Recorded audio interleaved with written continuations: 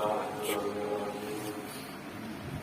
بالله من الشيطان الرجيم بسم الله الرحمن الرحيم الحمد لله الذي هدانا لهذا وما كنا لنهتدي لولا أن هدانا لقد جاءت رسول ربنا بالحق والصلاة والسلام على سيدنا المحمود سيد الله في كل موجود مقتدي الله في الوجود ساعد لواء الحمد والمقام المحمود الفاتح لما خلق والخاتم لما سبق المولد الحق بالحق بالقاسم اللهم صل على محمد وآل محمد. والصلاة والسلام على سيدنا الطاهرين المعصومين المنتجبين المنتقبين الذين أظهر الله ونور الإسلام وطهرهم تطهيرا. اللهم صل على محمد وآل محمد. صلوات الله عليه وصحبه ومن اهتدى إليه ومخرجهم أجمعين. أما بعد فقد قال الله سبحانه وتعالى في كتابه الرحمن وكتابه القرآن. أعوذ بالله من الشيطان الرجيم بسم الله الرحمن الرحيم وتزودوا فإن خير الزاد التقوى واتقون يا أولي الألباب. محمد وعلى آله اللهم صل على محمد وآل محمد.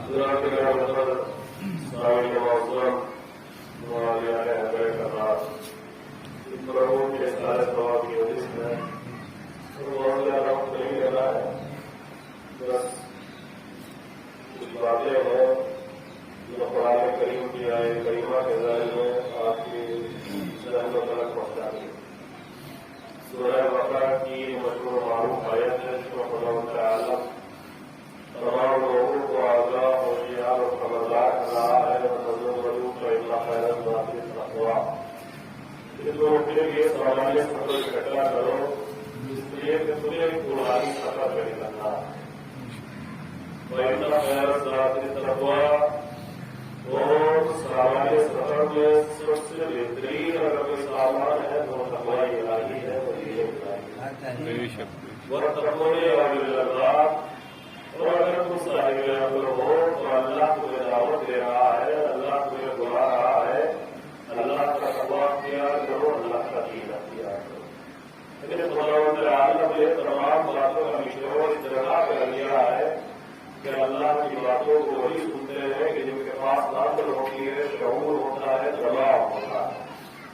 ہر انسان کو دعویٰ ہے کہ ہمارے پاس دماغ ہے, شعور ہے, عقل ہے, لیکن اللہ اسی کو صاحب سمجھتا ہے کہ اللہ کے دین کا عمل کرنا ہے. اور اگر دین کو چھوڑ کر یہ دین کے راستے پر چل پڑے تو خدا کی نظر میں جانوروں سے بدتر ہو جاتا ہے. اور آواز جانور کہ یہ تو جانور کا کرانا مرحوم ازل, یہ تو جانور ہے. پھر اللہ کہتا ہے مرحوم ازل, بلکہ جانوروں سے بھی بدتر ہے. اس لیے کہ جانور بھی کہیں نہ کہیں اپنی اپنے شعور کا نشان دیتا ہے. وہ بھی اپنے مالک کو پہچانتا ہے, وہ بھی اپنے رازق کو پہچانتا ہے, وہ اپنے مالک کا شکریہ ادا کرتا ہے, وہ اس کے سامنے بیٹھتا ہے تو وہ دلاتا ہے. یعنی یہ اپنے مالک کا وفادار ہو جاتا ہے. لیکن اگر انسان عبادت کو چھوڑ دے, بندگی کو چھوڑ دے, تو اس کا مطلب یہ ہے کہ اپنے خدا کا وفادار نہیں ہے. جس کی کھا رہا ہے اس کی گانے کے لیے تیار نہیں ہے, جبکہ جانور جس کی کھاتا ہے اسے فائدہ ہوتا ہے. جانور جس کے دروازے پہ ملتا ہے اسے اپنے آپ سے خیر ہو جاتا ہے. جانور جس کی کھاتا ہے اسے اپنے آپ سے فیض ہو سبحان اس اللہ. کے کام آتا ہے, چاہے وہ کیسا بھی جانور ہو. یعنی اللہ بتانا ہی چاہ رہا ہے کہ اگر عقل ہے, شعور ہے, تو ہمارے دروازے پہ چلے آؤ, ہم تمہیں کامیابی کے راستے پہ لگا دیں. وَتَزَوَّدُوا فَإِنَّ خَيْرَ الزَّادِ التَّقْوَىٰ. اللہ کہہ رہا ہے کہ تم اپنے لیے سامانیہ سفر اکٹھا کرو اور سب سے بہترین سامان تمہارے لیے تقوی الہی. کتنا کارگر ہے یہ سامان کہ مولا کائنات اللهم صل على محمد وآل محمد. اپنے صحابی سوید کا اپنا سے بیان کرتے ہیں. سوید تمہیں معلوم ہے کہ جب یہ انسان اس دنیا سے جا رہا ہوتا ہے تو اس کے اوپر کیا کیفیت تاری ہوتی ہے.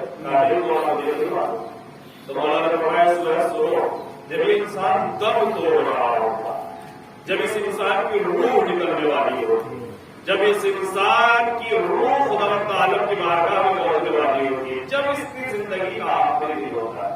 مولا فرماتے ہیں یا سوید اذا کان اول اليوم من ایام الاخرہ وآخر اليوم من ایام الدنیا، جب انسان کی زندگانی دنیا کا آخری دن ہوتا ہے اور آخرت کی زندگی کا پہلا دن شروع ہونے والا ہوتا ہے، یعنی اس کی روح نکلنے والی ہوتی ہے، حالت احتضار میں ہوتا ہے، جس طرح بیماری میں پڑا ہوتا ہے، اب روح نکلنے والی ہے تو تمہیں معلوم ہے کہ اس کو کیا کہنے والی ہوتی ہے. تو سوید کہتے ہیں کہ نہیں مولا مجھے نہیں معلوم. تو مولا فرماتے ہیں کہ سنو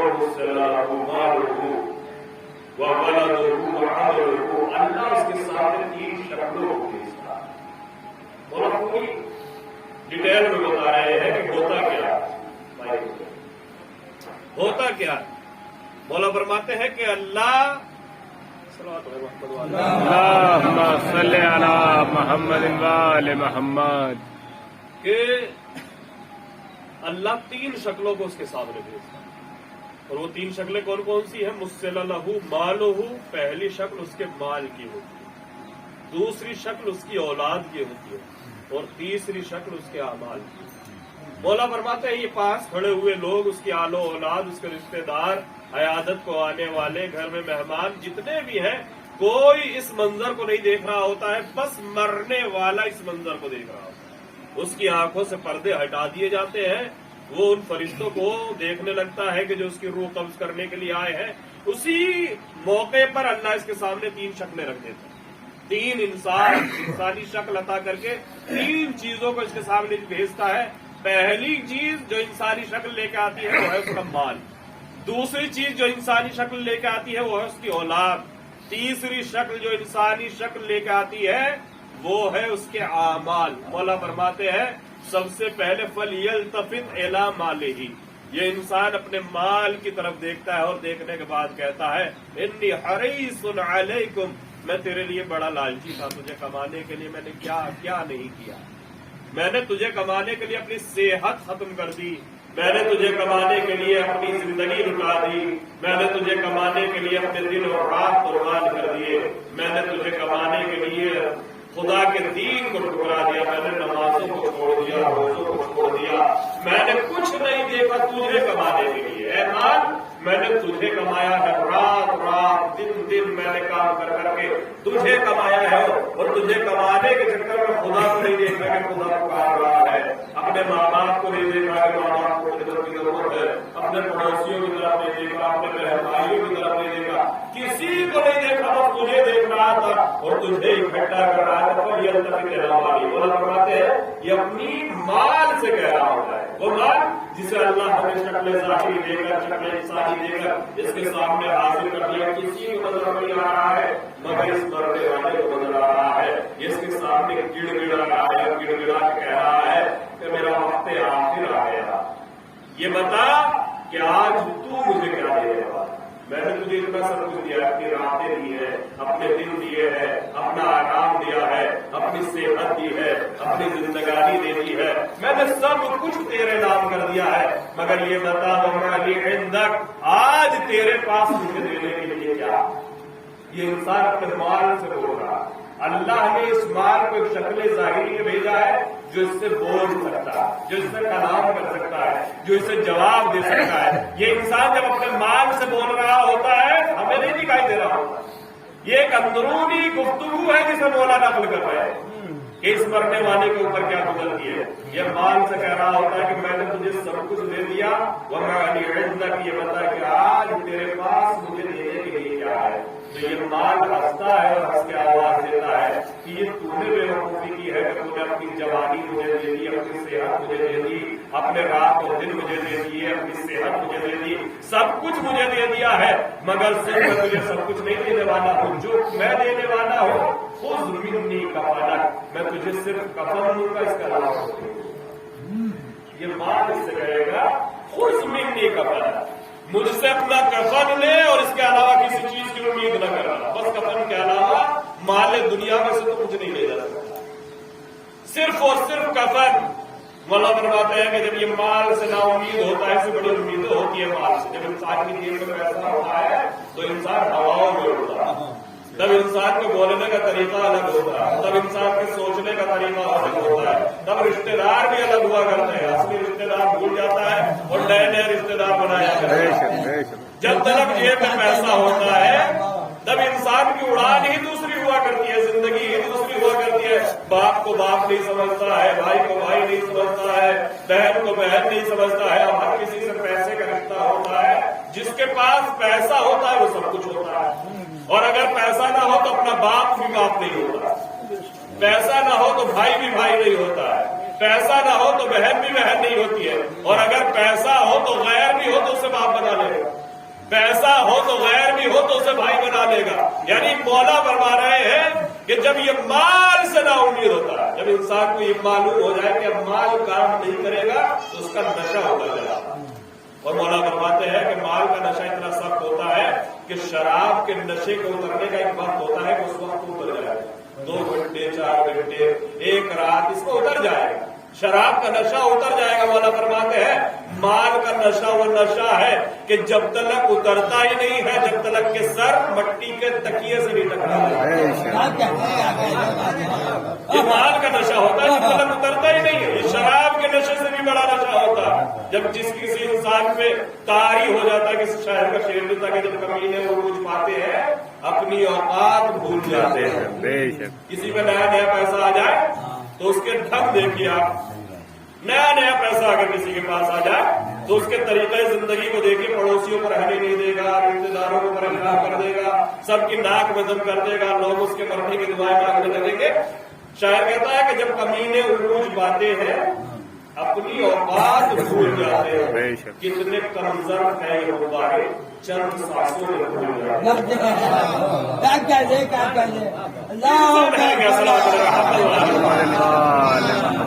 کیا اس انسان یہ بھولتا ہے تو موت کا پیغام لے لیتا ہے۔ جیسے ایک بلبلا ہوتا ہے جب تلک وہ چھوٹا ہوتا ہے تو زندگی طویل ہوتی ہے، اور جب وہ بڑا ہونے لگے تو سمجھ لیجیے کہ پھوڑنے کے قریب آ رہا ہے۔ یہ انسان ایک بلبلے کی مانند ہے جو ابھرتا ہوا نظر تو آتا ہے مگر ختم ہو جاتا ہے۔ اللہ نے ہر چیز کی ایک لمٹ بنائی ہے، اس سے آگے اسے جانا ہی نہیں ہے۔ مال تو کوئی اپنے ساتھ لے کے جا ہی نہیں سکتا۔ سکندر اعظم جیسا بادشاہ جس نے ساری دنیا پہ حکومت کی، سکندر نے کہا جاتا ہے نا کہ مقدر کا سکندر، یعنی اس کا مقدر تھا کہ اس نے ساری دنیا پہ حکومت کی، مقدر کہا جاتا ہے۔ مقدر مشہور ہو گیا سکندر، سکندر اعظم جس نے ساری دنیا پہ حکومت کی۔ جب وہ مرنے لگا تو اس نے وصیت کی کہ جب میں مر جاؤں اور مجھے قبرستان کی طرف لے کر جاؤ تو میرے ہاتھ میرے کفن سے باہر لٹکا دینا۔ تو جن سے وصیت کر رہا تھا کہ انہوں نے کہا کہ یہ کیا کفن کے اندر ہاتھ ہوا کرتے ہیں، تم وصیت کر رہے ہو کفن کے باہر کر دیں۔ کہا میں لوگوں کو کوئی پیغام دینا چاہتا ہوں۔ کیا پیغام دینا چاہتے ہیں؟ کہا پیغام یہ دینا چاہتا ہوں کہ ساری دنیا پہ حکومت کرنے والا سکندر بھی جب مرا ہے تو خالی ہاتھ گیا ہے، کچھ لے کے نہیں گیا۔ یعنی انسان کچھ لے کے جانے والا یہاں سے جائے گا تو خالی ہاتھ جائے گا، پھر جانے والا کیا ہے اس انسان کے ساتھ؟ اللہ اکبر۔ انسان کے ساتھ اس کے اعمال جاتے ہیں، انسان کے ساتھ اس کا قرآن جاتا ہے، انسان کے ساتھ اس کی عبادتیں جاتی ہے، انسان کے ساتھ اس کا تقوی الہی جاتا ہے، انسان کے ساتھ اس کے کیے ہوئے اچھے اعمال جاتے ہیں۔ سب کچھ قبر کے پتھر کے باہر رہ جاتا ہے۔ قبر کے پتھر کے اس پار جو جاتا ہے اس کے اعمال جو اس نے انجام دیا ہوتا ہے۔ یہ مال یہی رہ جانے والا، یہ پیسہ، یہ دولت، یہ درجہ جتنی بھی ہے، یہ جتنا بھی زور اور شور اور جتنا بھی جاہ و حشم ہے، سب قبر کے باہر رہ جانے والا ہے، کوئی قبر کے اندر جانے والا نہیں۔ دوسری چیز مولا فرماتے ہیں جب یہ اس سے نا امید ہوتا ہے تو فَلْيَنْتَفِرْ إِلَىٰ وَلَدِهِ۔ اب یہ دوسری شکل انسانی لے کے جو چیز آئی ہے وہ ہے اس کی اولاد، جسے اللہ نے اس لائق کر دیا ہے کہ وہ اس سے سوال و جواب کر سکے۔ مولا فرماتے فَلْيَنْتَفِرْ إِلَىٰ وَلَدِهِ، اپنی اولاد کی طرف متوجہ ہوگا، اور متوجہ ہونے کے بعد کہتا ہے کہ ٹھیک ہے مجھے میرے مال نے نا امید کر دیا کہ میں تیرے ساتھ نہیں جاؤں گا، لیکن یہ بتا کہ یہ مال میں نے کمایا تو تیرے ہی لیے تھا۔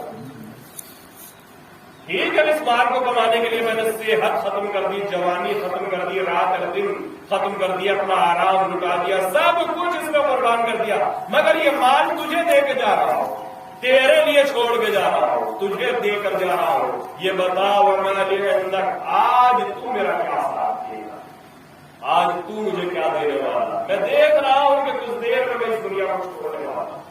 پردے ہٹ چکے ہیں آنکھوں سے، اب کسی کے کہے ہوئے الفاظ اثر نہیں کر رہے، تسلی نہیں مل رہی ہے، تشفی نہیں مل رہی ہے. لوگ جھوٹی تسلیاں دے رہے ہیں اور جھوٹی تسلیاں دے رہے ہیں کہ ابھی موت نہیں آنے والی، مگر سب کی موت ہے. اسے نظر آ رہا ہے کہ میں کچھ دیر کا مہمان ہوں، بھلے ہی وہ ظاہر نہ کرے اپنی اولاد کو دکھ دینے کی وجہ سے کہ کہیں ایسا نہ ہو کہ اولاد ہونے بیٹھے، مگر اسے مرنے والے کو احساس ہونے لگتا ہے کہ میرا اپنے قریب آ گیا. اب لاکھ ڈاکٹر کہتا رہے کہ تم مت جاؤ، اب لاکھ اولاد کہتی رہے کہ تم مت جاؤ گے، مگر اسے یقین ہو گیا کہ میں جانے والا ہوں. آنکھوں سے پردے ہٹ چکے ہیں، مال نے نا امید کیا، اب یہ اولاد کی طرف دیکھتا ہے اور اولاد کی طرف دیکھتا ہے اور اپنی اولاد سے کہتا ہے کہ یہ تمام تر مال، یہ اسباب، یہ تمام چیزیں جو میں نے اکٹھا کی ہے وہ تیرے لیے اکٹھا کی ہے، وغیرہ یہ ضروری ہوتا ہے کہ آج تو مجھے کیا دینے والا ہے. ابھی تک میں نے ساری زندگی کے لیے سب کچھ دیا، مگر آج مجھے ضرورت ہے کہ یہ بتا کہ تو مجھے کیا دے گا. میں اس دنیا کو چھوڑ کے جا رہا ہوں، دیکھا کرنے والا ہوں اور ایسے دیکھا ہے کہ بڑی حیرت کی نگاہوں سے کو ضرورت کو دیکھ کے دم توڑنے والوں کو، جن کی روح نکلنے والی ہے، بس ایک دو دن کے مہمان ہیں، ان کے پاس بیٹھو تو اللہ اکبر خدا یاد، وہ ہر چیز کو ایسی غور سے دیکھتے ہیں کہ اس سے جدائی ہونے والی، گھروں کی بات، گھر کے دروازے کو دیکھتے ہیں، گھر کی چھتوں کو دیکھتے ہیں، وہ دیکھتے ہیں کہ جس گھر کو ہم نے بنایا تھا اس سے نکل گیا. اب ہر چیز کا رنگ ذائقہ نکل چکا ہے. مثلا کھانا لگا ہوا ہے مگر اس میں ذائقہ نظر نہیں آتا، منظر ہے مگر اس منظر میں دلکشی ختم ہو چکی ہے. اب یہ دنیا کسی کام کی نظر نہیں آ رہی. سب اپنے لیے روتے ہیں، کیوں؟ آپ نے دیکھا ہوگا کہ رونے کی عجیب عجیب کیفیت ہے.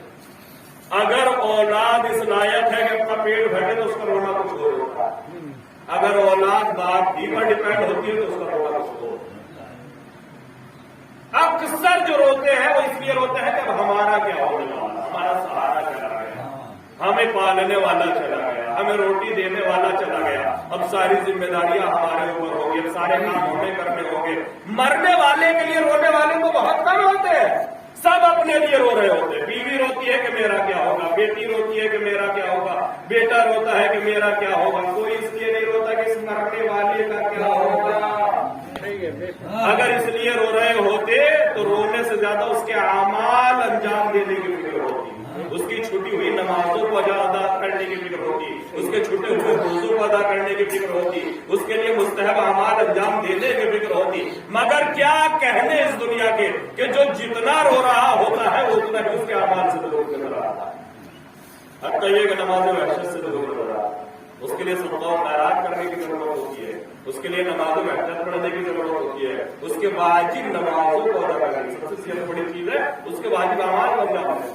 مولا فرماتے ہیں کہ جب اپنی اولاد سے کہتا ہے کہ تم مجھے کیا دینے والے ہو، تو یہ اولاد کہتی ہے کہ تم نے سب کچھ دے دیا مگر ہم کیا دینے والے ہیں. سنو، نحن نعدیک الی حفرۃ قبرک ونواریک فیہ، ہم بس اتنا کریں گے کہ تمہیں اپنے کاندھوں پہ اٹھائیں گے، قبر کے گڈھے تک پہنچائیں گے اور اس میں ایسا چھپا کے چلے آئیں گے کہ پھر نظر نہیں ہوا. حقیقت اولاد بول رہی. اس سے آگے ہم قبر میں نہیں اترنے والے، اتریں گے تو نکل آئیں گے، اس سے آگے نہیں جانے والے، نہ جا سکتے ہیں نہ جانے والے، نہ ہم خود جانا چاہتے ہیں نہ ہمیں اجازت ہے کہ ہم چلے جائیں. اس لیے کہ ہر انسان کو اپنے قبر میں خود جانا ہے، ہر انسان کو اپنے قبر کے حالات سے خود لڑنا ہے. مولا فرماتے ہیں کہ یہ اولاد جسے اللہ نے شکل ظاہری عطا کی ہے، یہ اولاد اس مرنے والے سے کہتی ہے نحن نعدیک الی حفرۃ قبرک. میں نہیں کہہ رہا، مولا فرما رہے ہیں، حقیقت بیان کر رہے ہیں، دنیا کی حقیقت سے پردے ہٹا رہے ہیں. وہ جو دنیا کے اوپر ہم نے چاندی کے ورق لگا دیا، مولا ہٹا ہٹا کے دکھا ہے کہ یہ کیا ہے.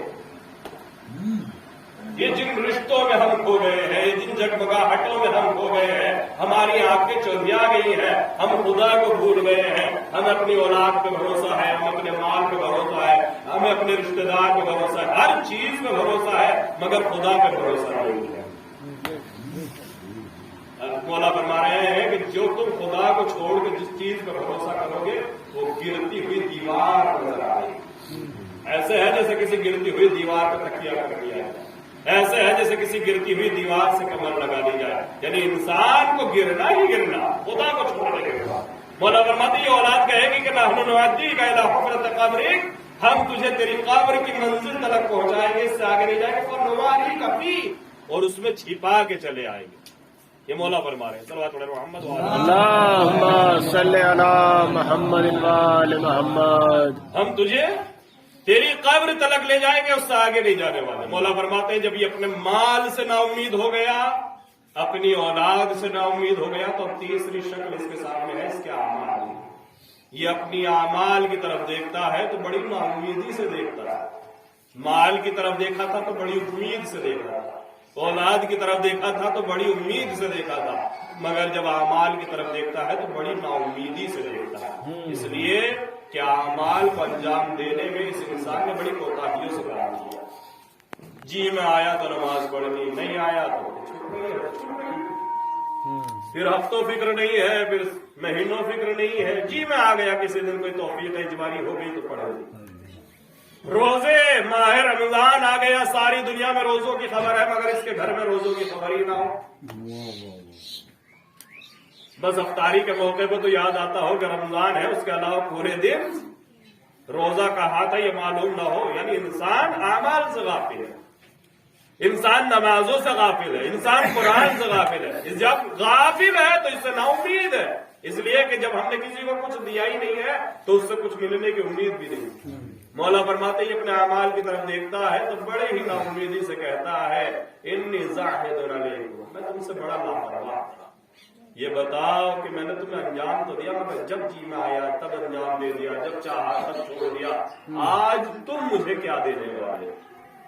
نا امیدی سے کہہ رہا ہے۔ مولا فرماتے ہیں یہ بڑی نا امیدی سے کہہ رہا ہوتا ہے، مگر اس کے اعمال اس کے دل کو سنبھالتے ہوئے کہتے ہیں کہ گھبرا مت، تجھے تیرے مال نے چھوڑ دیا، تجھے تیری اولاد نے چھوڑ دیا، مگر ہم اعمال ہیں، اعمال ہم تجھے چھوڑنے والے نہیں ہیں، ہم قبر میں بھی تیرے ساتھ جائیں گے، حساب و کتاب پہ بھی تیرے ساتھ رہیں گے، ہم ہر جگہ تیرے ساتھ رہیں گے، اور سن اگر اچھے ہیں تو جنت تلک لے جائیں گے، اور اگر برے ہیں تو جہنم تلک لے کر جائیں گے۔ یہ اعمال ہے جو انسان کے قبر کے آگے کی منزلوں کو طے کرا ہے۔ اس انسان کے اوپر ہے کہ یہ کیسے آگے بڑھ رہا ہے، سب کچھ اس انسان کے ہاتھ میں ہے کہ یہ کیا لے جانا چاہتا ہے۔ اللہ کی طرف سے عذاب تو بات کی بات ہے، یہ قبر کے سانپ اور بچھو، یہ قبر کی تنہائی، یہ قبر کا اندھیرا، یہ قبر کی منزلیں، یہ قبر کی مشکلیں، اور یہ تمام تر مشکلیں جو ہے یہ اللہ کی بھیجی ہوئی کم ہوتی ہیں، یہ ہماری بنائی ہوئی زیادہ ہوتی ہے۔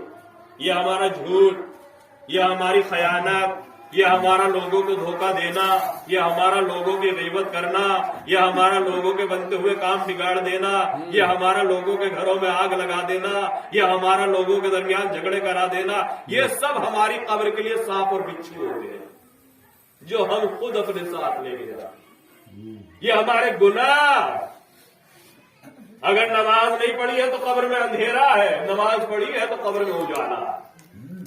یہ تمام تر چیزیں ہم اپنے ساتھ لے کے جاتے ہیں، اور اس طریقے سے ساتھ لے کر جاتے ہیں، پوری توجہ رکھتے ہیں۔ ٹھیک ہے، انسان کی موت آسان بھی ہوتی ہے اور مشکل بھی ہو جاتی ہے۔ مولا فرماتے ہیں اقلل الذنوب لیسہل علیک الموت، اگر یہ چاہتے ہو کہ موت اچھی موت آئے، آرام کی موت آئے، تڑپانے والی موت نہ ہو، ایسی موت نہ ہو کہ اولاد دیکھ نہ پائے، ایسی موت نہ ہو کہ رشتہ دار کہے کہ میرے اللہ اس کی منزل کو آسان کرے، اگر چاہتے ہو کہ تمہاری موت آسان ہو تو مولا فرماتے اقلل الذنوب لیسہل علیک الموت، اگر یہ چاہتے ہو کہ تمہاری موت آسان ہو تو گناہ کم کرو، کم، جتنے گناہ زیادہ کرتے چلے جاؤ گے اتنی موت سخت ہوتی چلے جائے۔ روایتوں میں یہاں تک ملتا ہے کہ اگر کسی کا دم نہ نکل رہا ہو تو اس انسان کو وہاں لے کر جاؤ جہاں وہ نمازیں پڑھا کرتا ہے۔ گھر میں جگہ ہو ایسی کہ جہاں پہ انسان نماز پڑھتا ہے، ایک جگہ معین ہو جہاں پہ جانے کے بعد ایک ماحول بنا ہوا ہو، اسے ماحول بنانے کی ضرورت نہ ہو، جہاں بیٹھتے ہی خدا یاد آئے، جہاں جاتے ہی خدا سے انسان کے تار جڑ جائے، جہاں جانے کے بعد انسان اپنے خدا میں کھو جائے، یعنی ایک ایسی جگہ ہو جہاں وہ نمازیں ادا کرتا ہو۔ اپنے گھر میں اس کے وہ جگہ ہونی چاہیے، हर चीज की जगह है, लैट्रिन करने की जगह है, नहाने की जगह है, बैठने की जगह है, खाना खाने की जगह है, ड्राइंग रूम है, यहाँ पे बैठ के खाना खाया जाता है, ये बैठक है, यहाँ पे ग़ीबतें की जाती है। हर चीज की जगह होती है, मगर अगर जगह नहीं होती तो नमाज पढ़ने की जगह नहीं होती। जहां चाहा मुसल्ला बिछा दिया, अभी यहाँ जूता लिए खड़े तो वहीं पे नमाज पढ़ रहे। अभी यहाँ पे किसी ने पेशाब किया था, अभी यही पे मुसल्ला बिछा हुआ है। तो क्या हमारी आमादगी है अपने अमाल के लिए। मौला फरमाते हैं कि अगर किसी का दम ना निकल रहा, किसी की मौत मुश्किल हो जाए, होता है ये मंजिल बड़ी सख्त होती है, मरते वक्त की जो मंजिल होती है जिसे सकरातुल मौत कहा जाता है, जिसे हालत एहतज़ार कहा जाता है, जिसमें इंसान की रूह उसके गले में आकर अटक जाती है। अल्लाह अकबर, बड़ी सख्त मंजिल होती है।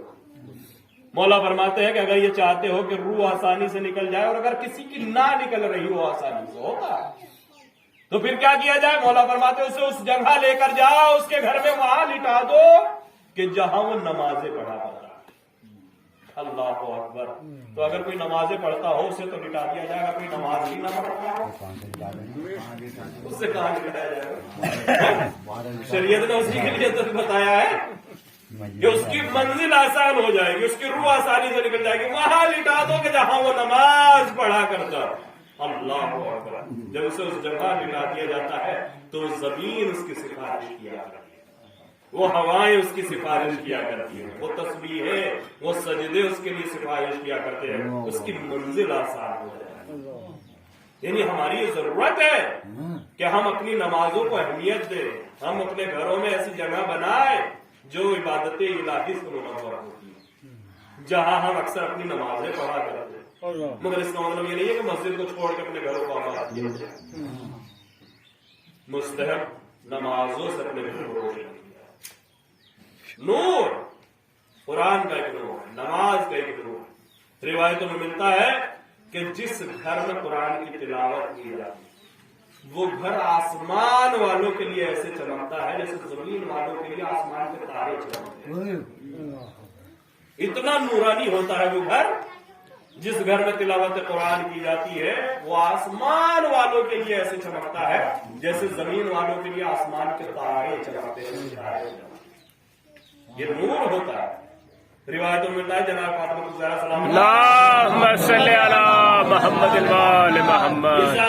फातिमा फिल महराब, जब फातिमा अपने घर में उस जगह पे खड़ी होती थी कि जहां इबादत किया करती थी। एक जगह थी मेहराब में इबादत, बीवी एक जगह थी जहां पे बीवी नमाजें अदा किया करती थी, गुजरा इबादत ये रिवायत कहती है कि जब बीवी उस जगह पे खड़ी होती थी तो एक नूर निकलता था जो जमीन से आसमान। अपने घरों को रोशन करो, अपने घरों को रोशन करो, अपने दिलों को रोशन करो। जब ये घर और दिल रोशन हो जाएंगे तो कब्र भी रोशन होगी, फिर कब्र में भी उजाला नजर आएगा। लेकिन अगर घर ही में अंधेरा हो जाए, घर ही में कुरान न खोला जाए, घर ही में नमाज न पढ़ी जाए तो कब्र में कहां से रोशनी होने वाली है, कब्र में कहां से सुकून मिलने वाला है। यानी जैसा चाहते हो कि तुम्हारी कब्र हो, अपने घर में वैसी तैयारी करते चले जाओ, अल्लाह तुम्हारे घर को भी रोशन कर देगा, तुम्हारी कब्र को भी रोशन कर देगा। ये है आमादगी। अल्लाह तो आप देखें कि जिन्होंने कब्र के लिए आमादगी की होती है, बिल्कुल वही मंजिल है कि एक इंसान ने अपने इम्तिहान में सब कुछ लिख दिया, और जब लिख दिया है तो उसे यकीन है कि मैं फर्स्ट डिवीजन पास होने वाला, मैं इस स्कूल को टॉप करने वाला। तो अब मुझे ये बताएं कि उसे रिजल्ट का इंतजार होगा या वो रिजल्ट से भागता हुआ है? वो हर लम्हा इंतजार करेगा, दुआएं करेगा कि जल्दी से जल्दी रिजल्ट आ जाए। क्यों? इसलिए कि उसे यकीन है कि मैं क्या करके आया।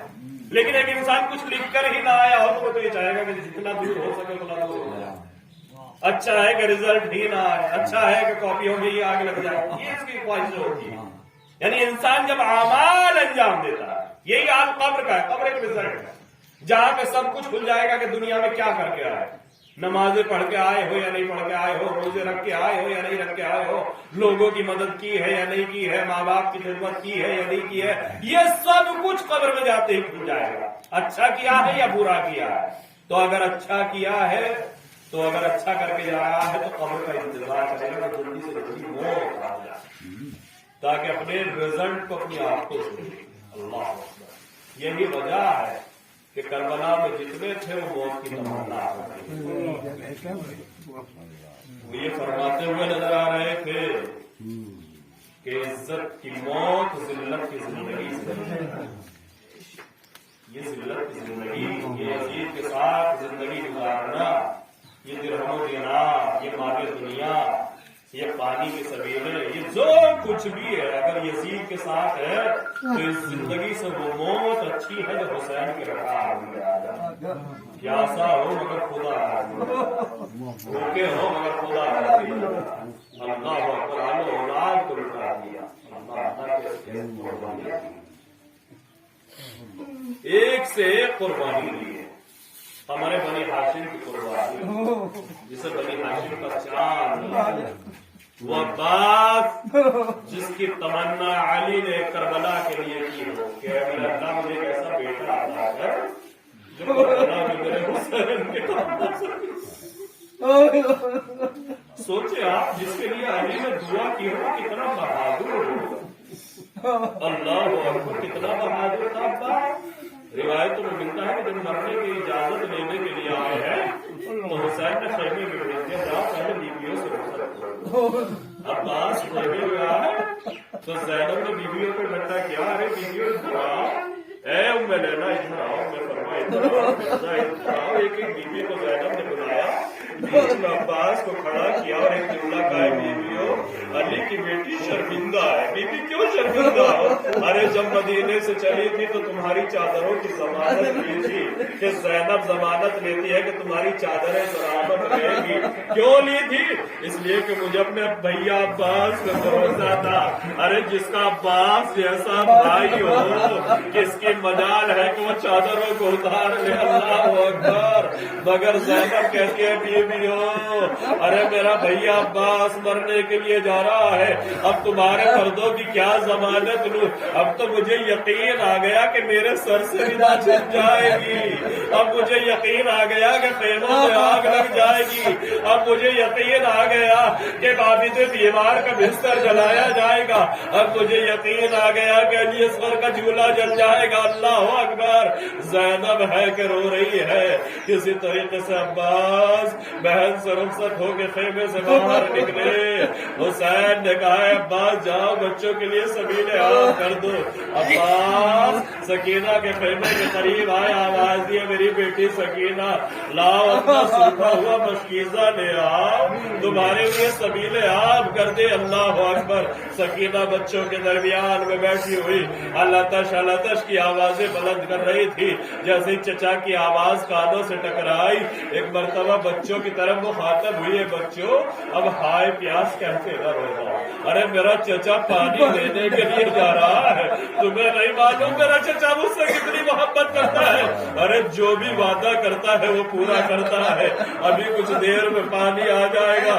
سوکھا ہوا مشکیزہ بڑی امیدوں سے اٹھایا، اپنے چچا کی خدمت میں لے کر پہنچی اور چچا کے حوالے کر دیا۔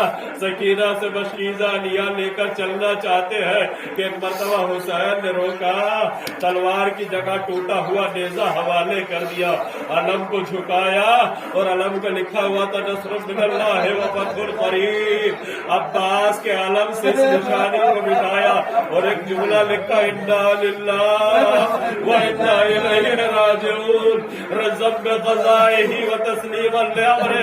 اللہ اکبر۔ عباس کو سمجھا رہے ہیں بھیا ارے کس طریقے سے جنگ کرنی ہے۔ اللہ اکبر۔ روایتیں بتاتی ہے عباس سوکھا ہوا مشکیزہ لے کر نکلے ہیں، ٹوٹا ہوا نیزہ ہاتھ میں ہے، ایک مرتبہ ترائی کا رخ کرتے ہیں، 4000 کی خصوصی فوج عباس کو روکنے کے لیے لگائی گئی ہے، مگر حائر عباس کی بہادری، حائر عباس کی شجاعت، ہاتھ میں تلوار نہیں ہے مگر آنکھوں میں وہ روب ہے کہ سارے سپاہی دریا چھوڑ کر چلے گئے، جری نہر پر پہنچے، اپنے گھوڑے کو ترائی میں اتارا، مشکیزے کو بھرا اور مشکیزہ بھرنے کے بعد ایک مرتبہ اپنے گھوڑے کی طرف دیکھا اور ایک جملہ کہا ہے میرے ہستے باوفا، ارے ہم منزل امتحان میں ہے مگر تیرا کوئی امتحان لی ہے اور تو اپنی پیاس کو بجھانے روایتیں بتاتی ہے گھوڑے نے سر جھکانے کے بجائے سر کو اٹھایا. عباس نے دیکھا کہ آنکھوں سے آنسو بہ رہے ہیں. ایک جملہ کہا رہے تو رو کیوں رہا ہے؟ عجب نہ ہو گھوڑے نے زمانے بے زبانی سے کہا مولا ارے خیمے میں علی اصغر پیاسا ہے, ارے میں کیسے اپنی پیاس بجھا سکتا ہوں؟ عباس نے گھوڑے کو موڑا اور ایک مرتبہ خیمے کا رخ کیا. روایتیں بتاتی ہے ادھر عباس خیمے کی طرف بڑھ رہے ہیں کہ تیروں کی بارش شروع ہو چکی ہے, تلواروں کے بار شروع ہو چکے ہیں, کوئی نیزہ مار رہا ہے مگر عباس رکنے کا نام نہیں لیتے. زخمی شیر ہے جو بھاگا چلا جا رہا ہے مگر روایتیں بتاتی ہے کہ کسی شقی نے کہا کہ یہ ایسے قبضے میں نہیں آئے گا, ارے اس کے ہاتھوں کو کاٹ دیا جائے.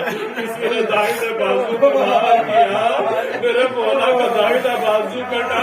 علم نے جھٹکا لیا, بائیں طرف آیا, حسین نے اپنی کمر کو پکڑا, نے کہا ان کا سرت اے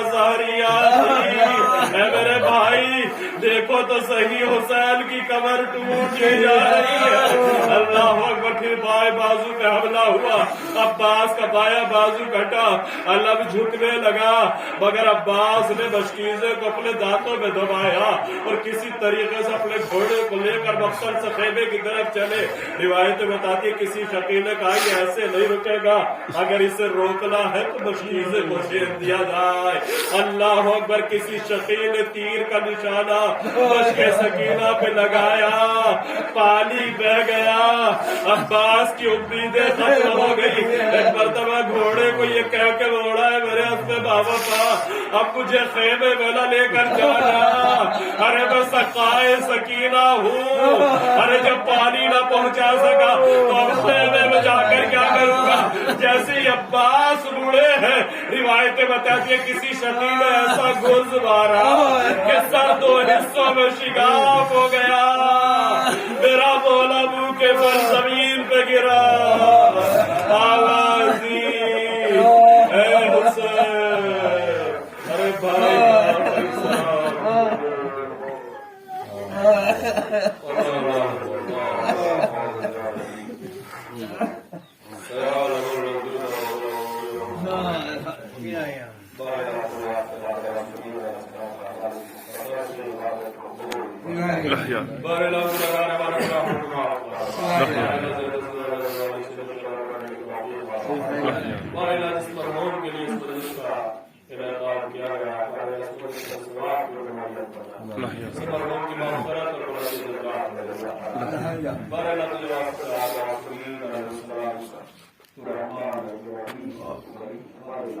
برادر کرام آج جتنے بھی خادمین اسلام ہیں اور ان کو طول عمر عطا فرما, اللہ کی عزت و احترام کے اظہار, اللہ کی اطاعت کی توفیق عطا. بہرحال جو واسطہ چار معصومین علیہ السلام کے جتنے بھی حاضرین اور سے تمام جائز اور اللہ گناہوں سے بچنے کا مدد فرما, اور اللہ اپنی رحمتیں ہمارے اوپر نازل فرما. اور اللہ تجھے واسطہ چار معصومین علیہ السلام کے بیمار ہیں شفا کلی عطا فرما, یہ مطرود ہو پر سکدوشی عطا فرما, اور اللہ جب اولاد اولاد نرینہ عطا فرما, اور اللہ جب صاحب اولاد کیا ہے انہیں بہتر سے بہتر کرنے کی توفیق عطا فرما, اور اللہ میں قرآن پڑھنے اور نماز ادا کرنے کی توفیق عطا فرما. بارے تجھے واسطہ زیادہ معصومین علیہ السلام کا زیادہ سے زیادہ اس دنیا میں زیادہ آخرت اکٹھا کرنے کی توفیق. بارے ہمارے امام کو ظہور میں تعجیل کر, ہم کے ناصرین کو شمار فرما. ربنا تقبل منا انك انت السميع العليم.